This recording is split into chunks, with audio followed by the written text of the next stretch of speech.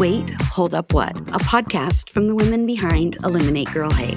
Stories are the foundation of progress, and for too long, the voices of women and marginalized communities have been ignored or silenced. At Wait, Hold Up What? We're reclaiming space to share the struggles, triumphs, fears, and joy that shapes our lives. Join us as we explore the intersections of identity, equity, and empowerment, offering education, support, and a little inspiration along the way. Whether it's breaking barriers, celebrating wins, or tackling the tough stuff, this is a space for everyone to feel seen, heard, and uplifted. We invite you all to join the conversation and help us explore ways to eliminate girl hate together. Can a bra help change the trajectory of a girl's life? Did you know that nationally, only 20% of girls engage in at least 60 minutes of daily physical activity, a lower rate than boys? Or that girls' participation in sports drops off significantly from the ages of 10 to 17? Wait, hold up, what? Yeah. Some of the barriers that contribute to this include lack of financial means, lack of role models, dropping body confidence, and concerns about body changes, including breast development and the need for a sports bra. The simple intervention of a sports bra, along with the normalization of body development, can change the trajectory of a girl's relationship with body movement for her whole life. You heard that right, her whole life. Every girl deserves to feel comfortable and confident in her own body. And that's why Bras for Girls partners with more than 25 athletic brands and donors just like you to distribute new, high-quality sports bras and breast development booklets to girls in need, ranging from the age of 8 to 18. Let's get girls in well-fitting sports bras right when they need them the most. Girls plus sports equals a beautiful world. You can donate to Bras for Girls today at brasforgirls.org. And as a side note, Eliminate Girl Hate has partnered with brasforgirls.org and will be donating a proceed of all merchandise sales to helping girls get in the bras that they need and keep them in sports.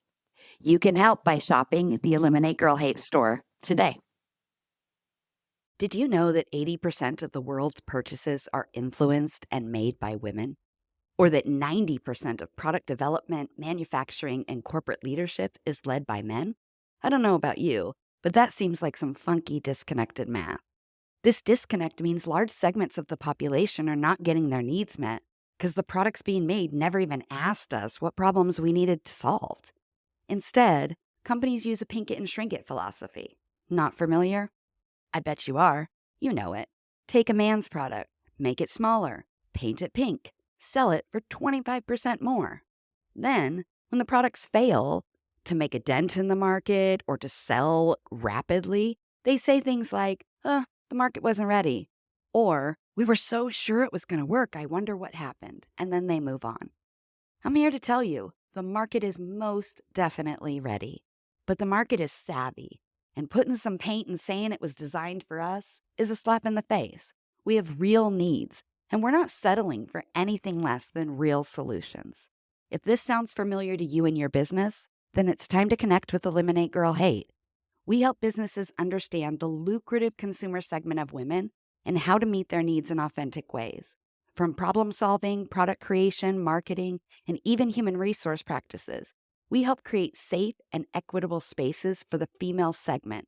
And these safe spaces increase profit margins, employee retention, and brand loyalty along the way. It's time to start a revolution and meet your consumers where they are. It's time to eliminate girl hate. Check us out, eliminategirlhate.com, and find out how we can help your business today. Hi, and welcome to Wait, Hold Up What? I'm your host, Dawn, and in this episode, we're talking to Jennifer Porter. She has spent the first half of her career helping Fortune 500 companies, as well as global nonprofits and ministries, build strong, effective teams through recruiting talent from around the globe. As she got pulled into leadership roles, she realized just how tough it can be to lead with confidence in male-dominated spaces. She often felt undervalued, overlooked, and underappreciated for the unique style that she brought in and the way in which she led her teams. After working with a professional coach, she was able to access this new level of freedom, clarity, and confidence. And now, not only did she want to lead, but she knew the kind of life she wanted to live. She has been able to do things in her personal life and a career that she would not have been able to access without the help of her own coach.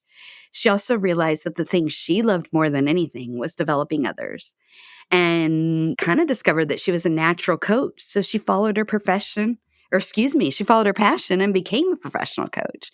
And in 2017, she became a leadership and empowerment coach.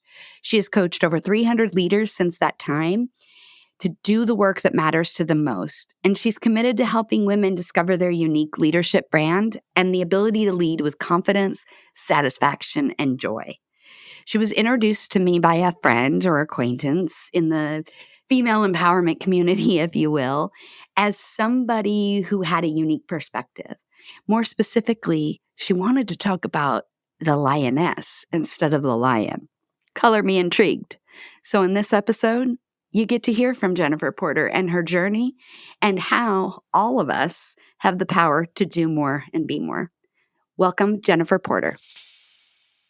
Welcome to season 2 of Wait, Hold Up, What? I am excited today because while this might not be the first episode of season 2, because I haven't figured that out yet, it is the first one we're recording of season 2. And so I'm pretty excited about that.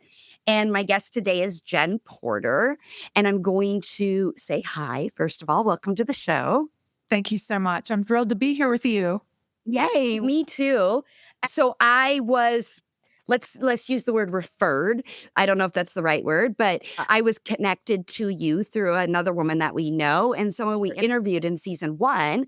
And she said, "This is a woman you need to know," but she didn't tell me why, which I kind of love. And after talking to you, I knew why, but I'm going to put you on the spot here and say, why do you think she connected us and said we should talk?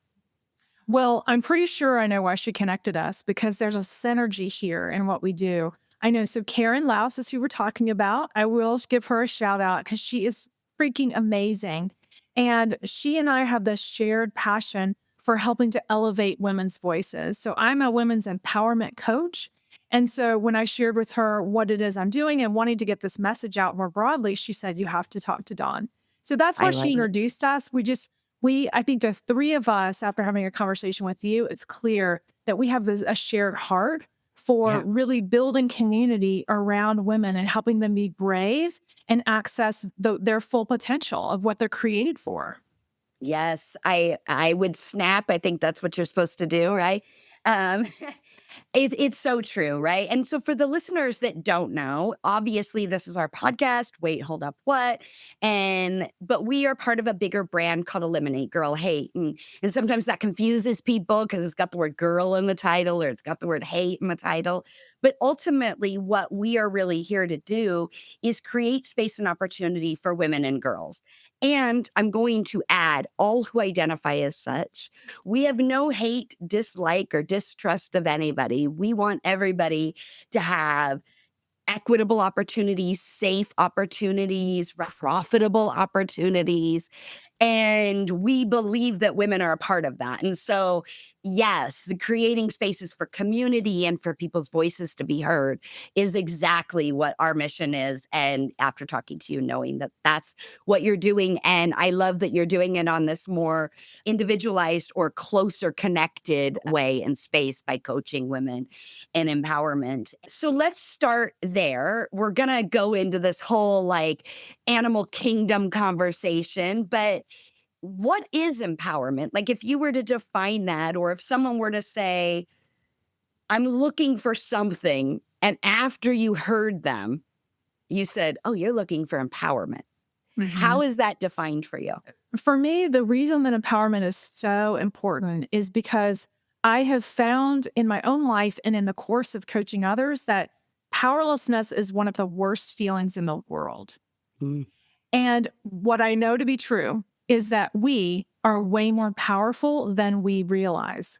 And so the work that I'm doing is helping women understand the power that lies within them, helping them to clarify what is inside unearth that so that they can see it and then make a decision about what they want to do about it. They don't have to take action. But Mhm. when we're empowered and when we find the courage and we're emboldened, then we actually want to step into that, lean into it, and make those brave steps to do what it is that we're created to do. So it's overcoming that feeling of victimhood and powerlessness and, oh, I don't have enough, or I don't have this, or I didn't have this kind of education, or this resource, or all these other people have these things that I don't have. Really helping people start right where they are and realize you have everything that you need to be successful in the ways that are important to you. And that's different for every single person. And how obviously when people find, and I always put things in quotes because I never know if this is like the real way to say it. This you feel is your purpose. This is your calling. This is what you're here to do. Yeah. And most people, when that happens, there's a catalyst. So, what was the catalyst for you to find this work and to find this purpose? That's a great question. I do. I know that this is my purpose. I know that I'm in the space of my calling. For me, my story is I kind of grew up doing the thing that was expected of me and fell into a career not really with any great intention, just wanting to have a job and be independent, and kept getting these really, really amazing jobs. I've always loved my career, but there was never any real intentionality behind that. Mm. And when I was making a significant transition in my life, I met a coach at a dinner party when I was living in Seattle. And she had offered me a session. I took her up on it, and I learned something in that session that I'm still able to apply to this day. Now, when I was thinking about making a huge shift in my life, I needed somebody objective to challenge my thinking. I didn't want it to just be emotional or just be reactive. And so I reached back out to her and I asked her if she could help me. Now, we worked together for the course of years. And then I didn't know I was going to do that, but there was always something to work on. And I was able to do things in my personal life and my professional life that I would not have been able to do without her help. And so when I realized the impact of the coaching that it had on me, when I found myself in a director role, I wanted to do that for other people, but I thought that it was going to be just making me a better leader, a better manager. I loved coaching my people. I loved helping them shine and develop and be resourced to help them do things that they once thought was impossible. I got laid off right Mm. at the time I was getting my coaching certification to become a professional coach, which I thought was going to help me be a better leader and stay where I was. But there was a different plan that was in place. And so when I got laid off, I started my practice 2 weeks later. So I knew I just had this passion to coach, and I knew that I could help women and men at the time. I had not narrowed it down to women at that time, but I knew I could help people transform their lives in the same way that mine had been transformed. And that I have this belief that we're not made to do life alone. And having the help of a supportive advocate who is, sharpened in being able to ask precision questions and illuminate things that you haven't seen before is just incredibly helpful to open things up for an individual. There's so many questions. Um, One, I'm looking at something on my wall that says you were made for more than the lonely hustle, right? Yeah. And that's it right there. And there's so much anthropologically speaking and historically speaking about the power of community, Yeah. especially as it relates to women and our survival and our evolution. So fascinating. You talked about this concept of intentionality. I very much relate to that from a career perspective. Same thing. I always knew I wanted to do more, but it never had an intention of what it is because in my background, that wasn't a conversation a lot. And so I didn't have these big huge dreams I was going after. It was I got a job and I'm at that job and I'm looking around and I'm like, okay, here's the box that I'm in. Here are my options. One, two, three. I'm going to go for one first and I'm going to go for two and I'm going to go for three, right? And everywhere I went, that was what it was. Da, da, da, da, da. Without having that intentionality as you go through your career, was it a listlessness? Was it dissatisfaction? Like, or was it purely happenstance? You sat next to a coach, the coach said, let's meet, you met, and there was a light bulb. Like, did you already have some like whisperings that maybe you weren't where you wanted to be? I am sure that I did. Here's what coaching did for me, which surprised me. What I realized is there were dreams that were laid dormant inside of Mm, me that had never been initiated, had never been given energy, had never been invited into a conversation. mm, And I grew up in a culture that was pretty boxed in. And so dreams were kind of like frivolous. It's like, oh, that's cute. But it was much more about living a very practical life. And sure. success looked like, earning money, being comfortable, having a family, and staying in the community that you grew up in. There wasn't a lot of much more than that. And so, Was sorry to interrupt you. Was part of that practicality influenced by being a girl or a woman? Like, was part of the practicality gender-based at all? And it's fine if it wasn't, I'm just curious. I'm sure it was. Okay. I'm sure it was. So some of the But I boxes think were some of the practicality was more clearly related to not being too far away from the generation that lived through the Depression. mm, sure. And so it really was about holding on to what we have. Don't think too big. We should just be content with what we have. And so it was more of that. I'm sure that there were gender biases that were showing up, but those didn't become clear to me until later in life. Mm, yes, yes, yes. Really And were until you, so I also relate to that. right. People that know me and have known me for a very long time will say that I have been a pain in the ass for a whole lifetime. Right? And I always asked questions. I was always challenging. I hear that a lot. I Mhm. personally did not know that about myself until about 40, 38, 40. And a lot of it was based on gender, like, unknown biases to me, but I didn't see it that way. I didn't consider myself this, like, feminist or this, like, political-minded person or any of that, but it was very natural in me. Yeah. And then there was this awakening where I saw something that I could not sit any longer. It was one thing to use my voice, it was quite another thing to take an action on it and get involved in changing it for Yeah. myself, whereas previously it was a lot about other people. It was Yeah. like, "Ooh, I can protest against that because they're hurting these people." It was never anything about my own safety, my own security, my own needs.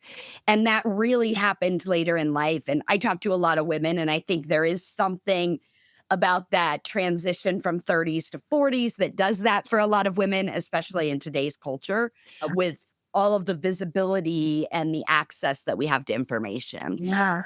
And so, I'm gonna guess there are women listening, shaking their head going, "Oh, yeah, yeah, yeah, yeah, yeah." Yeah. Like, I remember that. I didn't know I was dissatisfied Right. until somebody turned on a flashlight, right? And we have to see some things modeled for us. We Yes. know that there's something else possible. That's part of the reason community is so important, is because there are always people that are going to be inspiring us. It's like, whoa, look at her. She's doing that. And Yeah. then you realize, wait, maybe I can do that too. Maybe I can take that next courageous step because somebody else has already done it. And I And can look not only maybe can I do it, but maybe I can dream it. Because a lot of times that's the first part, right? We don't even give ourselves permission to right. dream that large No, because who are we that's right. to imagine something better? Um, Yes, that's it we're taught it's narcissistic a little bit. yeah, self-centered, right? Yeah. We need to think of and gosh, how much girls are taught to think about the other as opposed to focus on our own needs. And so, Yeah. wow, is it so hard for us to name our needs, to name our wants, our desires, much less our dreams. So Yes. that is absolutely something that I've had to learn how to do. I've had to Mhm. strengthen those muscles over time. And I'm still working on that. And I'm Yeah. always inviting other women to name what it is that you need. What do you want? What are your desires? And it's really uncomfortable for people. It's Yes. really uncomfortable. Yes. Because there's also this like, it's so weird because I think about this in relation to myself, but like I have never understood what it meant to be content. And there's this juxtaposition of contentment because on one hand, contentment can breed idleness and it can just breed fear and prevent things from happening. But there's another side of that coin that if we don't find contentment in moments, in spaces, that we also never truly connect with ourselves and our communities because we're always wanting something that maybe we don't need. We're just in pursuit instead of receiving. And you have to be able to give and receive to Yeah. really experience all the beauty that is around Fullness of us. life. It is Exactly. giving and receiving. I call that the cycle of generosity. It's where we're Ooh, always giving of what we have and we're receiving of what we don't have. And in a safe, trusted community, that's a beautiful thing because yes. we always are lacking something, but we Yeah. always have something that other people need that comes really naturally to us to give. And so we're pouring out, but we're also filling ourselves up. And a lot of times we're pouring out what we need in return because Yeah, we haven't figured out how to give it to ourselves. There's a true. beautiful book. Creatives all over the world have read it, but Elizabeth Gilbert wrote a book called Big Magic. Yeah. And one of the things she talks about in Big Magic, and I'm going to wholeheartedly butcher this. So everybody go buy the book. It's very small. It's an easy read. I think it works for everybody, not just creatives. They do not sponsor our show. I'm not making any money from that suggestion. But she talks about ideas and how Yeah. we all get them. You know, you're laying in bed or you're taking a shower and you get this amazing idea for an invention and then it disappears because you do nothing with it. Now, maybe that's because, it's an invention for some sort of physics theory and you don't even know how to add 2 + 2, right? But randomly you got an idea. And so maybe it's not your idea to have. But what she posits is that an idea never goes away. It just goes and travels until it finds the activator, if you will, the Yeah. person that is supposed to take it and run with it. And so part of our challenge of humans is really identifying which of these ideas, which of these purposes or passions or light bulb moments we're supposed to move forward with, and which are we supposed to release in the universe or even give to someone else Uh-huh. to let them carry that into the end zone or whatever other sports metaphor you Yes. need, right? And there are some people I would consider myself, I have maybe 3 million ideas a day. And I wish I could say I was exaggerating, but that is my brain. Wow. I am an ideator. I'm very imaginative and creative. Yeah. When I was a kid, my brother is very artistic. I mean, this dude can draw, paint, build anything. He's so talented and has no realization of that talent. It's disgusting to me. I like God bless him. But and I was always so jealous because I was like, I've got all these ideas, but my hands can't even draw a stick figure. Like, oh, I wish. And so combined, we were a very powerful force, right? Wow. Okay. Because it's like, okay, if I've got this and you've got this, let's put them together and make beautiful things. And Yeah. that's what I think communities of women are missing is the partners and the people to carry those ideas with them because we often are afraid of help or we feel resigned to the roles we've been given rather than reaching out and grabbing what we want. I so true. So well Yeah. said, all of it. Sure. I think that there's also a real independent spirit that we have, especially in our country, so that we think everything rests on our shoulders and that Yeah. up to us if it's going to get done and we have to do our thing. And there's a sense that we may be competing against one another Yeah. if we're in similar arenas. Yeah. And the truth is, there's such abundance. And Yeah. so when we can come together in community, and actually, this is something that I create, this is a gift of mine that I create, is building communities where women encourage one another. And I see this happen all the time where I am forming a group and these women begin to speak into each other's lives and they Yes. encourage, call out what they see, and they can make connections and introductions and share their ideas and bring it actually elicits courage in the other person because they feel affirmed, they feel seen, and they're able to take those steps that they couldn't have done on their own. We Yes.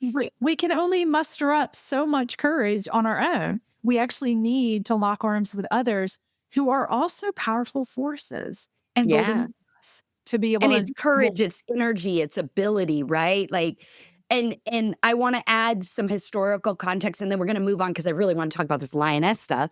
But I want to add some context for listeners because you do hear in conversations, whether it is about feminism or women's rights or just everyday conversation, you hear a lot about the concept you just talked about, and that, we are an individualist culture or society here in the US, and other countries have more collectivism as in their thought process. But while that is true, I think it really becomes apparent when we talk about women, and especially when we talk about women from a professional standpoint.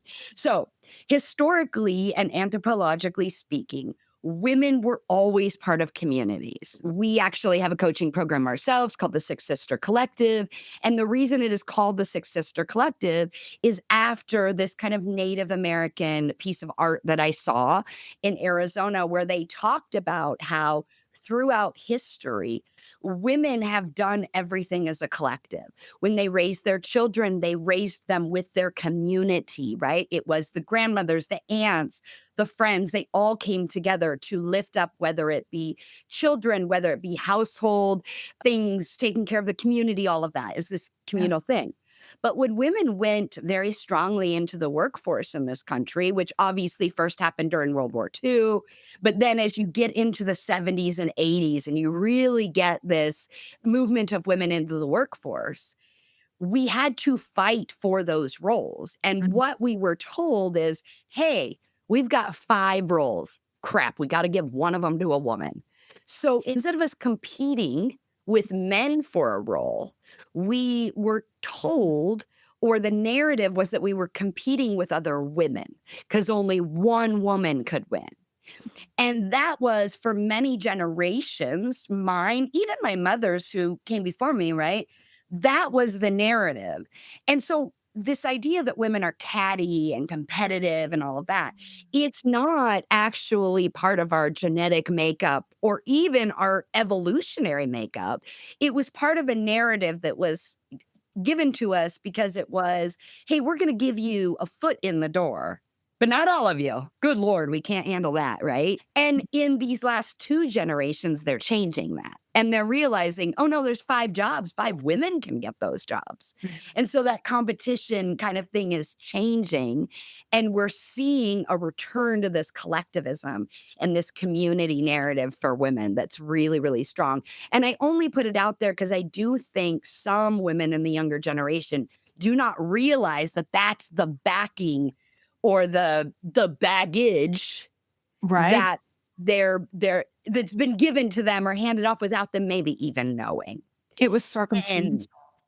yes, and so when we originally talked about what this episode could be and what your work is and what you do, we talked a little bit about the animal kingdom and we talked about lions specifically. And after we talked about it, I was like, "Oh yeah, I'm a Lion King girl." I probably was 18 when it came out or something, but still it was like obsessed, right? Animation, story, the whole thing. And then in our culture, the king of the jungle, right? It's always the lion. The lion is the head of everything. There's so many tropes, so many stories, all of that. But when you actually look into the animal kingdom, the king doesn't really have a lot to do.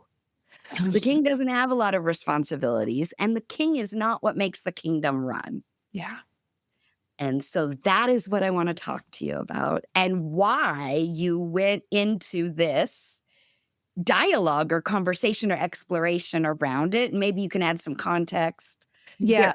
The lion imagery is very important to me. And it has been with me for probably a decade. And the lion, if anybody can see, is behind me to remind me. So where it comes from is during one of the hardest, devastating seasons of my life, I heard the words, "You have a heart of a lion." Mm. And I believed it. And so that has stuck with me. But I forget. I forget that I have a heart of a lion. And so I need a visual reminder every day to tell me. And as I sat with that, this lion energy, I realized the work I do is with women. And so wanting to try on this lioness language and see how that fit. There's an incredible book called The Lioness Rising by Lisa Bevere. And so probably read that, I don't know, 10 years ago. And what I've come to realize is that the lionesses in a pride, in nature, are the ones that are actually hunting. They're the ones that are hunting for food. They're the ones that are bringing that food back to the pride so that all can eat. They're the ones that are protecting the young. They're making sure the home, where they're living is safe. They're helping one another. It's all about the whole pride. And so I started thinking about how we are lionesses and what is that energy that we bring. It's not a ferociousness. It's not an aggressive energy. It is, so the lioness represents feminine strength Mm. and it represents grace. I mean, if you look at how a lioness moves, Mm. she's confident, she's relaxed, she knows what her mission is.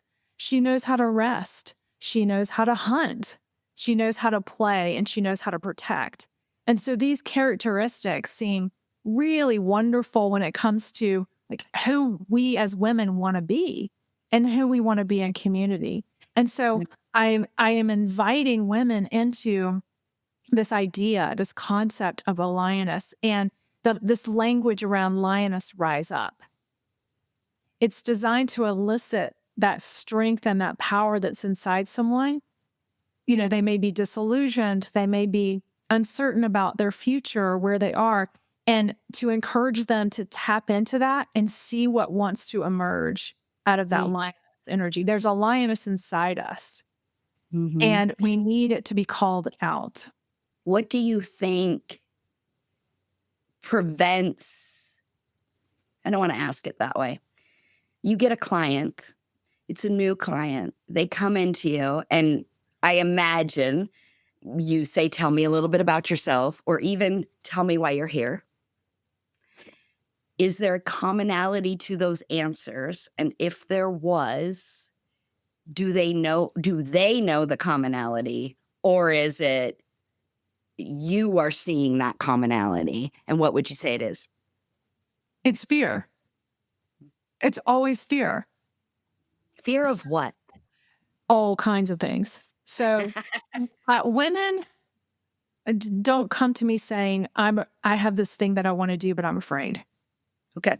It's the unearthing and surfacing like, hey, okay, you want to do this thing. This is your dream. This is your desire. You're discontent. You're disillusioned. You want to make a change. What's stopping you? Why haven't you made this change? Well, the truth is there's a lack of confidence. Mm-hmm. There's a ton of insecurities. The uncertainty is paralyzing for most people. If we Yes. can't see the exact path that we're going to take to get somewhere, we don't know the how in the world is this going to happen? We get so stuck. And so what it boils down to is fear. And every single person has some level of fear that is absolutely holding them back from who they're created to be and what they're meant to do. And so my work is helping to bring that to light, letting them see, oh, let's look at this in the face and be honest about it. And then helping them build on, okay, these are your strengths. This is where you want to head. I have to help them craft the vision because most people don't come to me with a clear vision, right? They come to me with glimpses and inklings and this fire inside of them that they don't know what to do with. They want to get to the other side, but they're afraid to take those steps because they're afraid to fail. They're afraid that something's going to blow up. They're afraid that they're not going to be able to do it all. that something's going to become catastrophic in their life if they make Yeah. these changes because they're holding up so many things. And so the work is to help them carve that path forward in a way that is sustainable Mhm. and steps And to take. when we there's fear of failure, which who isn't, right? We talk about how you can't succeed without failure, and failure teaches us our biggest lessons. I mean, and we all know that's true, and yet still we're like, I can't fail. And culturally, we have this thing against failure, and we love to tear people down, but then we also like a comeback story, and it's almost like we like the story better than anything else, which makes sense. But there's the fear of failure, and then there's the fear that is confidence based, because I think those are different. Would you say those are two different things? They're related. They're Okay. definitely related. And we know this in other areas of the world where, there's the famous study. I'll probably mess up the exact statistics, but a man and a woman go to apply for a job. A man has 30% of the qualifications, applies. The woman is like, I've got 97. I probably shouldn't apply. That's right. So why do you think there's this imbalance of confidence for women, as opposed to men? I do think it's nurturing Mm. how we've been nurtured to understand ourselves and our possibilities. Will you Whether put more words on that? so wait, if we have been invited to understand and become aware of our strengths, what it is, I call them superpowers because there are things that we do that are off the charts incredible, but we do not see them as special at all. They're bigger than strengths. These are gifts Mm. that we all hold. And if no one has come along and helped us see those things about ourselves, we are not going to step into greater things. We're going to stay right where we are. So again, it goes back to community, and that could be a family, it could be an education system, it could be, friendships, but there's someone that has to come along and help pull out what is inside of us for us to be able to see ourselves clearly. We're a mirror for each other. Yeah. Yeah. It's funny because when you said that, I wanted to interject and say motherhood is that. I think obviously we live in a culture that expects us to be mothers. We've seen that recently, especially loud. And yet when we are, it's just a given that we're going to do what that is. Like, I am not a mother, but I look at women and when I see a mother in general, I'm flabbergasted. Because how are you doing this? Like, how are you still standing? Mhm. How do you have cognition? Like, how have you not gone bonkers? Right? I love children, but oh my gosh, all day, every day, I think I would lose my mind. Right? But then I see a woman who not only does that, but she's taking care of a home. She's taking care of often, and I don't mean this to be accusatory, a man who might be another child in some universes. And then she might be working at the school, working in the community, having a full-time job. Yeah. And I am so tired in my life as a single person. I do not know how that's possible. Yeah. And yet, because we expect it, we do not give the mirror to what an amazing and superhuman That's right. power and strength that is. Yeah. And we give them all the flowers on Mother's Day, and you win the Super Bowl and you say, "Hi, Mom," right? But but you also, I'm trying to remember of the comedian that it is. I think it's John Mulaney, who is like, "Oh, we all say we love our moms, but what do we all do when our mom calls?" Oh gosh. Like, we roll our eyes and like, I gotta go, right. Like, it's like they help us 18, 20 years, and then it's like, peace out, I'm doing my own thing. And so I imagine that that also gives this feeling of, okay, I did the things I was supposed to do. There's nothing special about that. Yeah. But then also your child leaves the nest.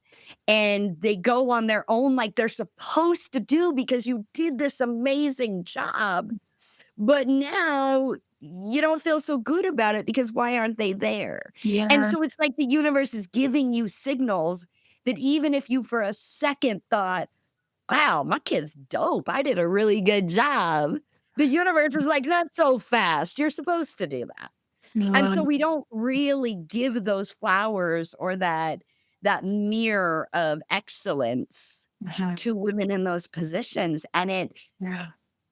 it guts me to see that because look, I'm one of few in my life. Most of the women I know are mothers. They are wives. They are professionals, right? They're doing everything, Yeah. and we still don't honor that. They are doing all of the lioness work. Because Oh, what you didn't okay. say is that the lion just patrols and marks at territory. Uh-huh. That's all it does. The lioness does everything else to keep the pride Exactly. alive. Yeah. That is so clearly what our culture is, and that's not a disrespect to men. I'm not bashing men here. But I think we forget all of the roles that women play in our culture Yeah. and society.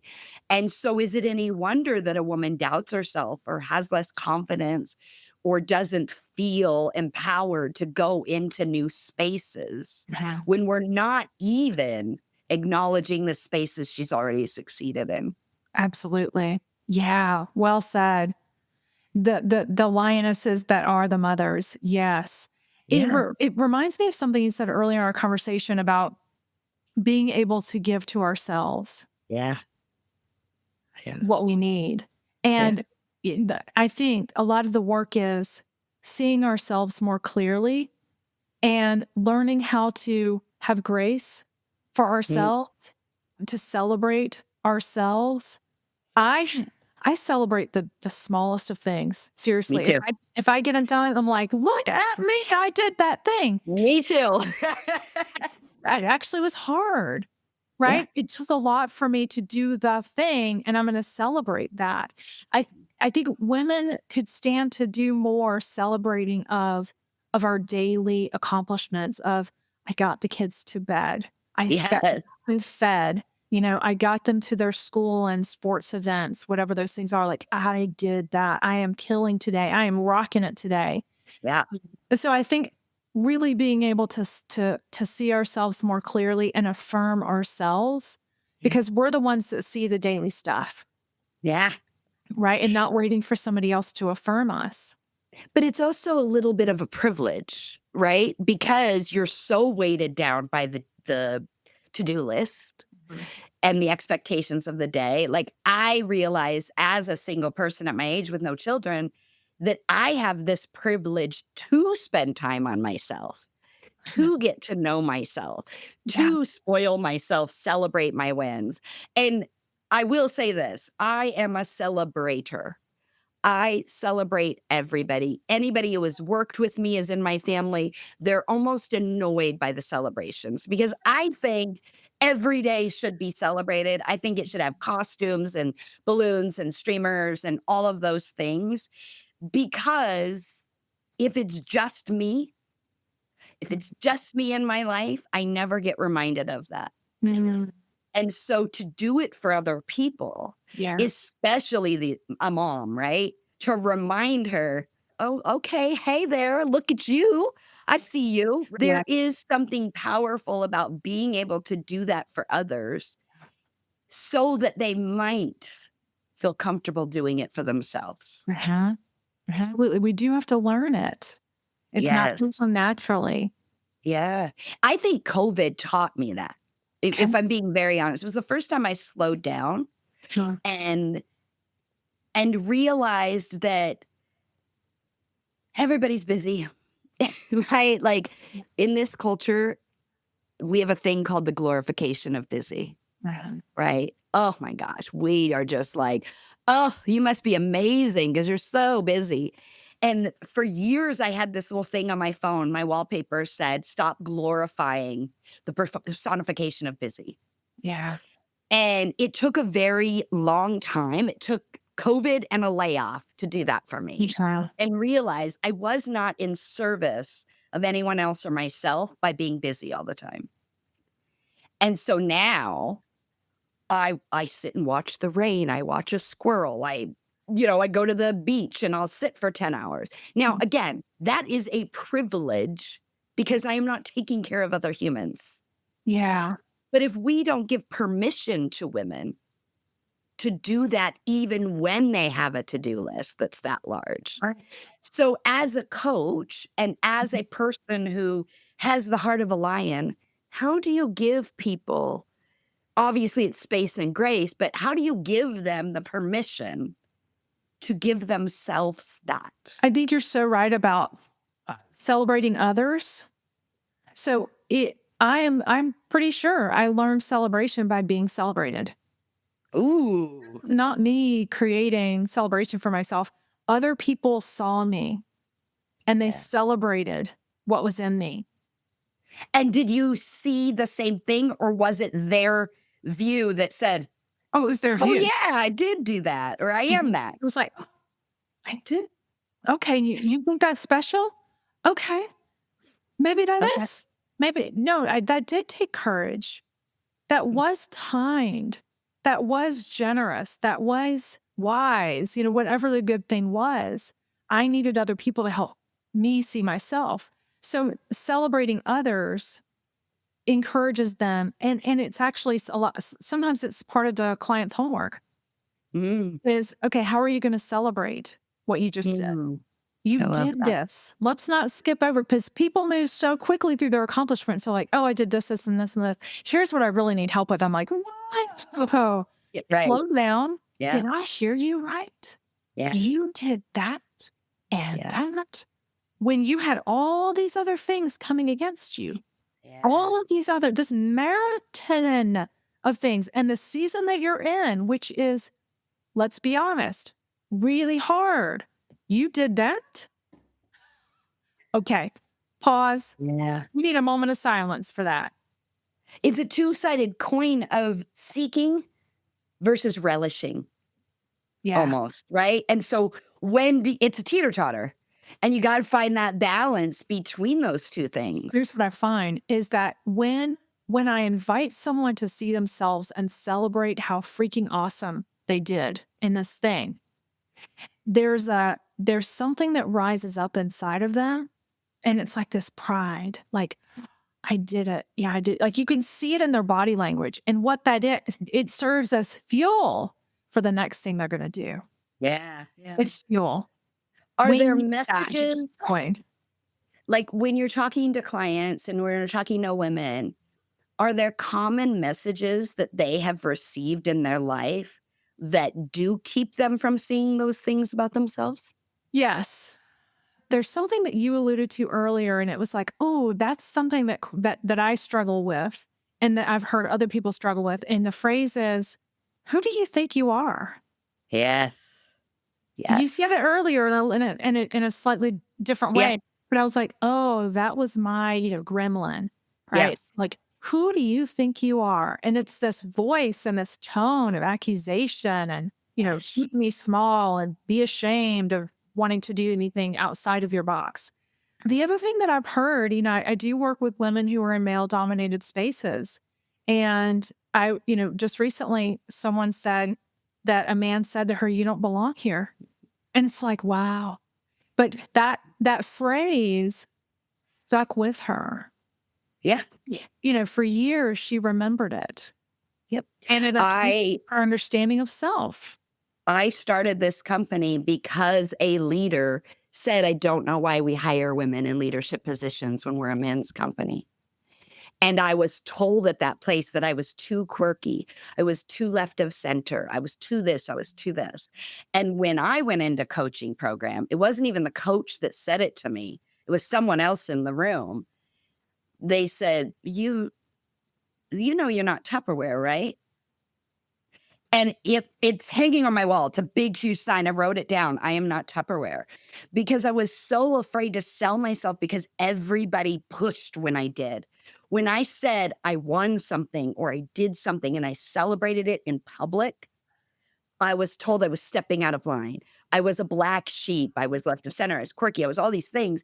And so anytime when I started this company, I didn't want to tell people I had it because I thought I was, no Right. disrespect, but I'm just going to say, I thought I was an Amway person. I thought I was Avon. I thought I was, selling you something you didn't want or didn't need.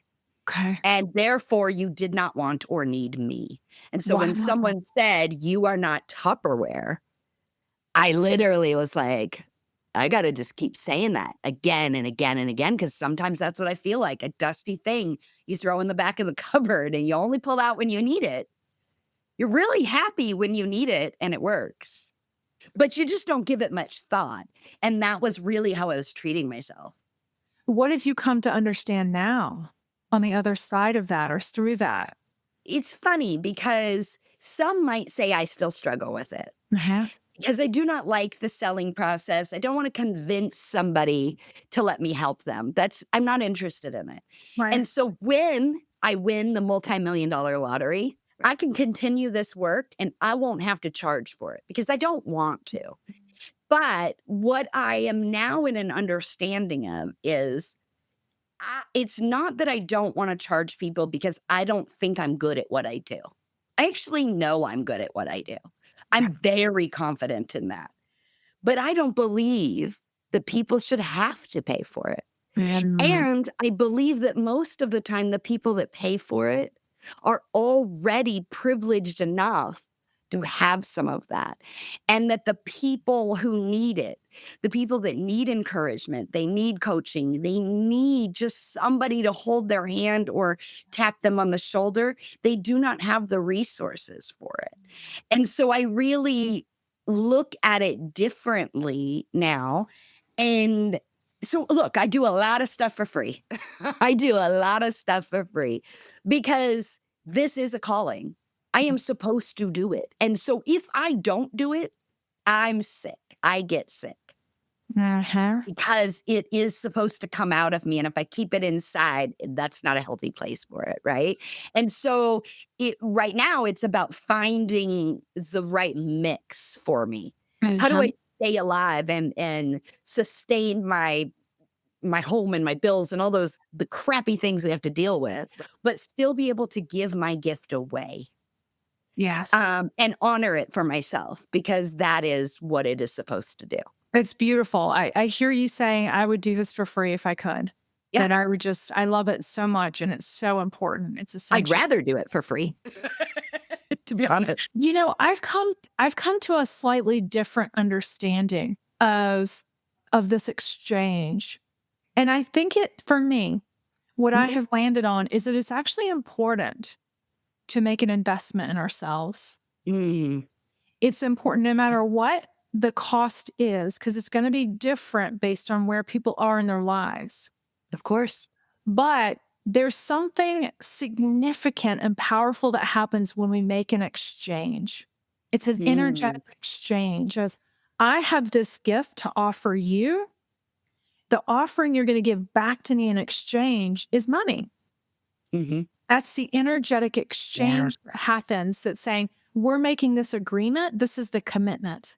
yeah, There's this yeah, giving and receiving again. yeah, yeah. There's I an and ener- I think it's certainly a journey. It's certainly a journey, right? yeah. And it's funny because I've been coaching for 15, 20 years and managing people, whatever, however word, I don't like the word coach for myself. Okay. I believe everybody needs a coach. I believe everybody needs a mentor, but I just believe the term is a little bit bastardized. But I will tell people, oh, hold on. You're charging a quarter? You are worth 25 quarter. You know what I mean? Like I firmly believe in that because we live in a capitalistic society and that is the way that the world works. So it is a weird crossroads, right? And when I set a rate, my rates are appropriate. They Mhm. are not inflated, but they're not deflated. Very much so. But I'm also a person who sees somebody and says, "Oh, if I could just spend 20 minutes with them, Yeah. And I'm also very big at exchanges. Yeah. You know, I have people who work for me and not in the beginning they're interns, right? And so I didn't have financial ability to pay them, but I needed to make sure I was giving them something in return for their work because I don't believe in people working for free. Yeah. Yeah. And and part of that connection for me is when I'm real deep in this, Yeah. it's not work. You know what I mean? Like I Yeah. am having the best time Yeah. because I can see, and I see this in you as well. What we're putting out in the world is what we didn't get. Mhm. And so it's ensuring that this next generation Mhm. gets the things that wasn't afforded to us or provided to us. I want to make it easier for other people to walk in their purpose, Yes. right? Yes. Uh, why would I want it to be harder for people just because it was hard for me? Right. And I think that story of the lion and the lioness can helps it emphasizes that, Mhm. right? Yeah. Is she is working in service of the pride. Now, she gets something from that. Uh-huh. Strength, confidence, contentment, joy, all of those things. But it is about something bigger and is in service. And I really think that's what humanity should be about. Yes, it's bigger than ourselves. And Yes. that's what the women that I love to work with are the ones who know they're on a mission. They know Yeah. that they're made for more. And my work is to help bring that out of them so that they can see it. Because a lot of times it is like me, it was laying dormant. Yes. And Yes. one of my friends says there are a lot of dreams in the grave. Ooh, can you repeat that one more time? There are a lot of dreams in the grave. Oh, so The beautiful. dreams that we hold that die with us that we never act on. Yeah. I mean, chills, right? I just Yeah, yeah, yeah, what yeah. feels Yeah. that. It it's too important and it's not about us. It's so much bigger than me. My purpose is greater. And Yeah. so every single woman that I'm working with, her purpose is greater than herself. So, Yes. but in order to fulfill the purpose, we have to stand strong in who we are. We cannot like there's this false humility that shows up that holds us Yes. back. And Yes. like we have to actually grab hold of who we are Yeah. and be able to stand firmly and speak out to the world who we are, what we're doing, what we're about. And casting this vision and inviting other people into it. You know, it's the work I do around I call it brand brilliance. It's a workshop that I walk women through to find their personal branding. Now, part of that is finding the content and the language. Then Of the course. work is to empower that language because it's never going to be. I am gifted in language and I help them make it stronger, Sure. unique, stand out, powerful. But it's the brilliance. Then the last phase is to step into it with confidence, to embody it, to believe it ourselves first, so that then we can share it with the world. Because if we just stay silent about who we are, we don't even understand who we are. Everyone misses out. The entire pride misses Yeah. out. And I have a strong belief that the whole world is connected. We are all connected. And Mhm. so if we're not doing our part, then everyone else is suffering in some small way that has these greater ripple effects. And I think it's important, you said something, you used a phrase made for more, Mhm. and you could never have known this. Made for more has a tiny trigger for me, but it's funny. It's not like I'm not gonna go home and cry to my therapist after this. I used to work for a company called Oakley. Most people know them for sunglasses, but they do so much more than that, and really amazing company. And one year in the introduction of our women's line, we kind of redid a branding, and the campaign was called Made for More. Okay. And without getting too deep in it, there were some hits and misses in that campaign on what that meant and the way people perceived that messaging. I worked in a pretty conservative channel of distribution of optical, so prescription eyewear and those things. And a lot of the women that worked in those stores and accounts, they were what we would call middle-aged women in the middle of the country. And when they saw Made for More and it was tied into some beautiful 20-something in yoga pants, right? They felt demeaned Wow. and they felt as if, well, I'm never going to be that, so I might as well not, right? And I think that happens a lot. And so often I would travel the country speaking about our women's line, but not really. It was 10% that. It Okay. was 90% women and the power that we have, Yes. and that power in capitalism, which we don't like to talk about, but let's be honest. And what there's this phenomenon of women where they're like, "Okay, I'm getting my stuff together." Sorry for clapping in the microphone audio files. I'm gonna go run today. This was always the example I use. I'm gonna start, and at first I have to walk. And so we walk 3 miles, but we do not celebrate the 3 miles. We say, well, Judy down the street ran 3 miles, so I'm not very good. We diminish that the 3 months before, we didn't even get off the couch. Yeah. And then we run 3 miles, but Jill ran a half marathon. And so we keep changing the goal, right? We keep changing the measure of success. And so we're killing ourselves in the process. We're destroying our own self-confidence. We're telling ourselves we're not enough. We're doing all of these things because we're not honoring the moments and the successes that we have along the way, which is what we've been talking about in this celebration of moments. Yeah. And what I would say to these women is made for more can only be defined by you. Yes. And what you are made for is your conversation with yourself, with whatever your belief is. So if it is God, if it's the universe, if it's a spirit, a soul, whatever. I'm not here to judge anyone's belief, but that's wholly unique to you and that relationship. That's And right. so more for you might be less than what is more for someone else because we all have unique gifts.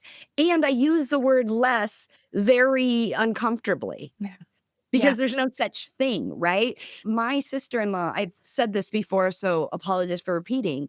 When I wasn't getting my speaking gigs and I was working a full-time job, I was getting really down on myself. Oh, I found my purpose and I'm not doing it. And my sister-in-law said, hold up. Yes, you are. Mm. You've got 50 women in this company that you are coaching and mentoring and lifting up. You're speaking here. You're impacting change here. And yet we live in a culture that if you're not Beyonce, you don't have impact. And impact starts grassroots. It starts in your community and your pride and Yes. impact where you can. What gives you joy? That's right. So good. And we are all unique. So our journey is going to look very distinct. And the Yes. comparison game is always going to kill.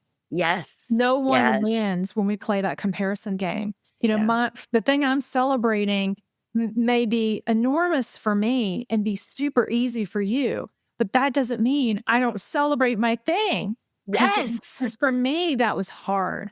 And And something else will be in reverse, right? Something else will be easy yeah, for me and hard for you, and that's why we are all supposed to celebrate be each here, other, right? right? And we live in a culture who wants us to assimilate. Uh-huh. And assimilation, to me, is the root of all evil.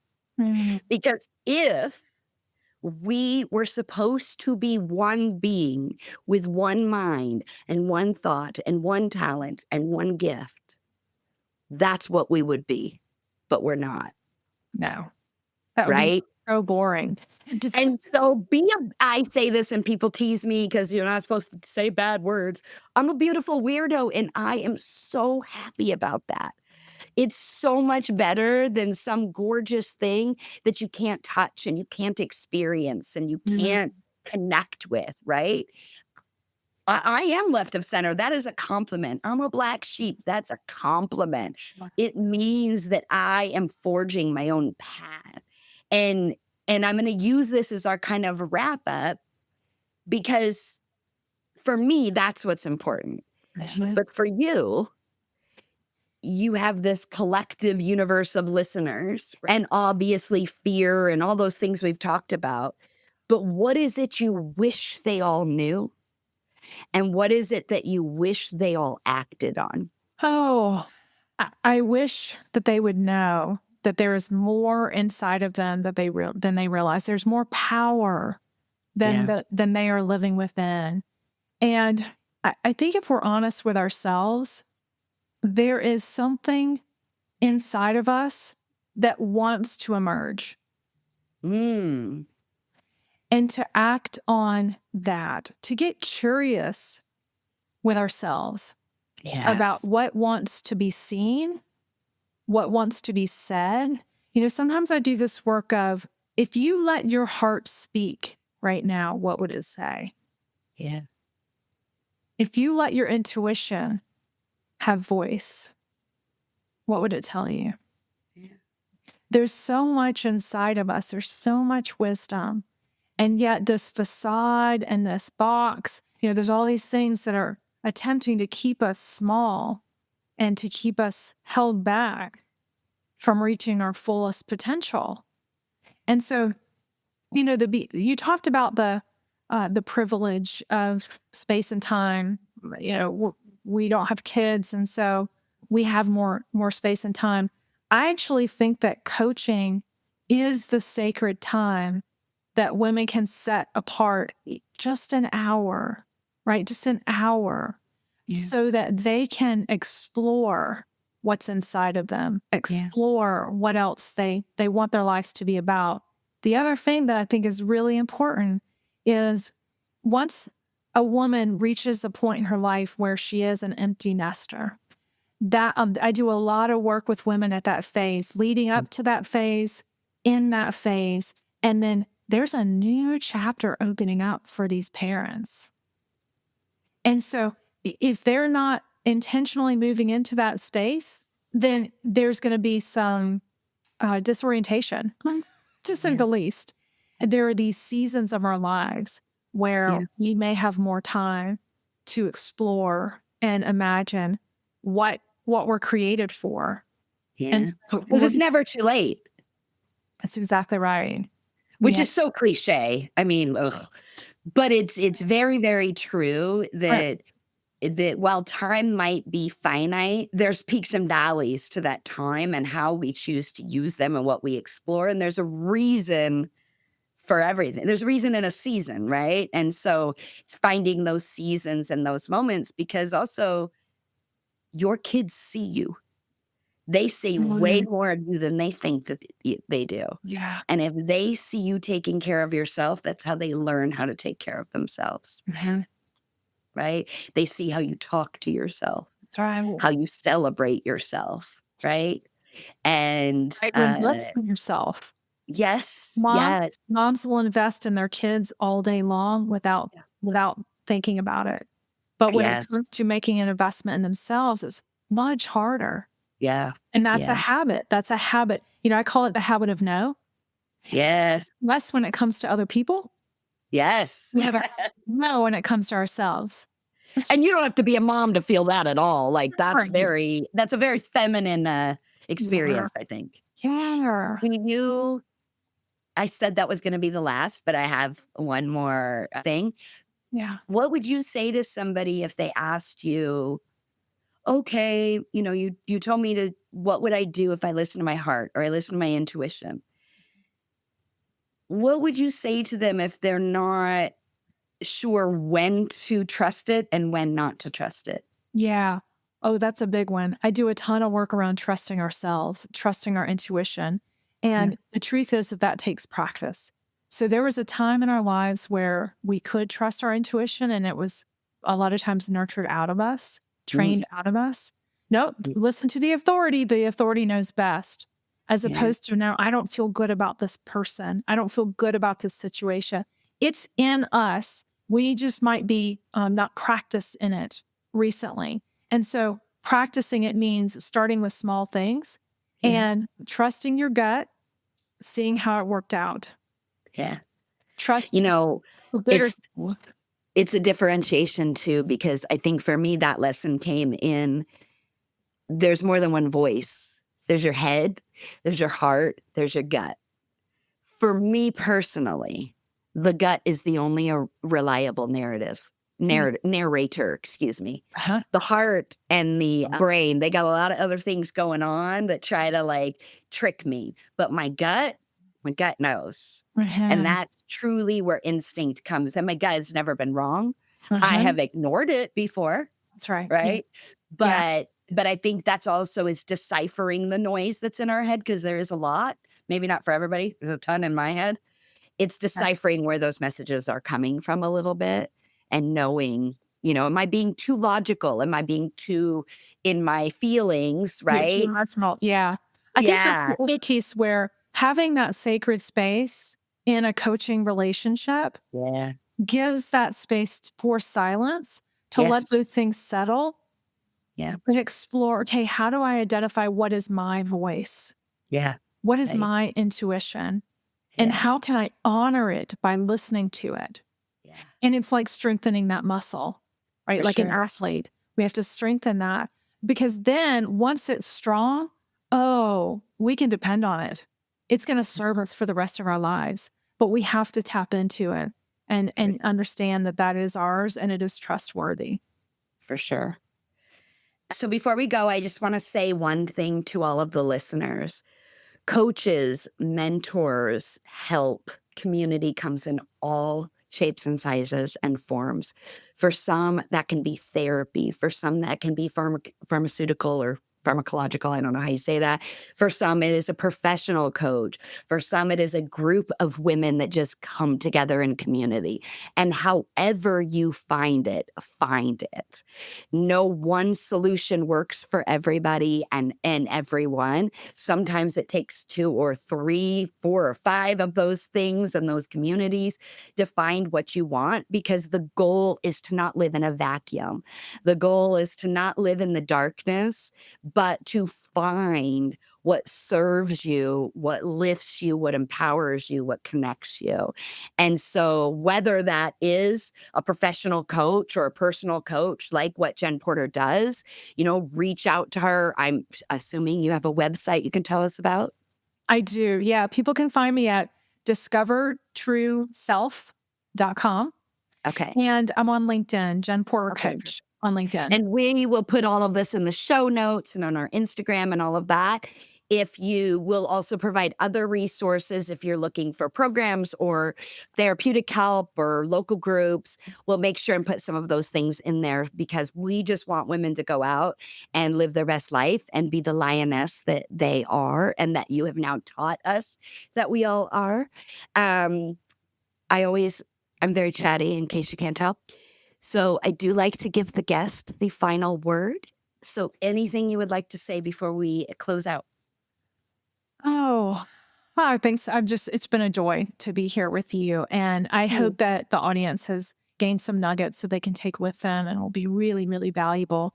I would say trust yourself. You're worthy. You're worth making the investment in yourself in all the ways. And in an era where isolation and loneliness is just a place that so many of us find ourselves in, reach out, connect. To your point, Dawn, there's all kinds of ways to find community. We're not made to do life alone.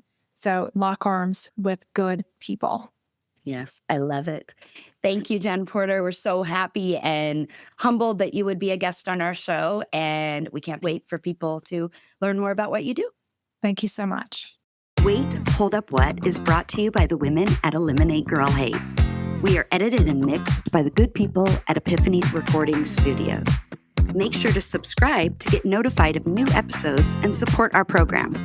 To learn more about the work we are doing, get resources to help you and or your business, please visit us at eliminategirlhate.com. And, of course, don't forget to follow us on social media.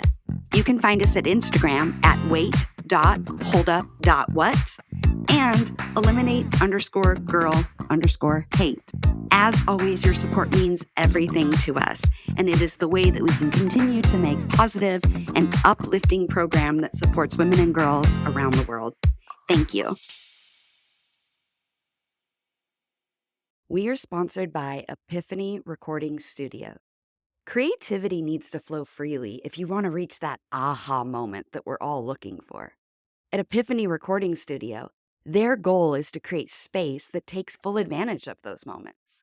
From podcast and video production to music creation, you get the support you need to create compelling stories with a competitive sound. Your ideas can flow freely because they partner with you free of judgment, ready to be vulnerable, do the work, and make your projects look and sound their best. So let Epiphany Recording Studio help you reach your artistic vision by visiting them today at epiphanyrecordingstudio.com. Tell them Dawn sent you.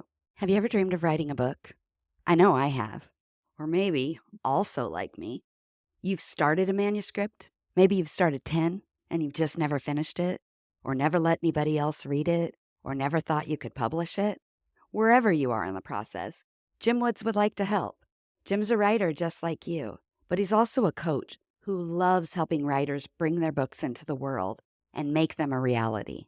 If you are like me, sometimes you need that push, a supportive but demanding cohort along the way to put your stories out into the world and keep you on track. Jim Woods is that cohort. Visit jimwoodswrites.com and click the Let's Chat button.